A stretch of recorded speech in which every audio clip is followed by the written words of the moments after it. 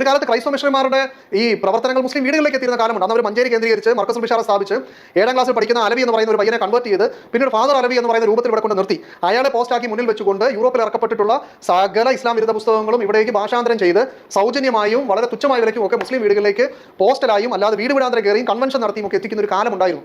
ആ കാലഘട്ടത്തിലാണ് അക്ബർ സാഹിബും അതേപോലെ നിച്ച് ഓഫ് ട്രൂത്തും ഒക്കെ രംഗത്ത് വരുന്നതും.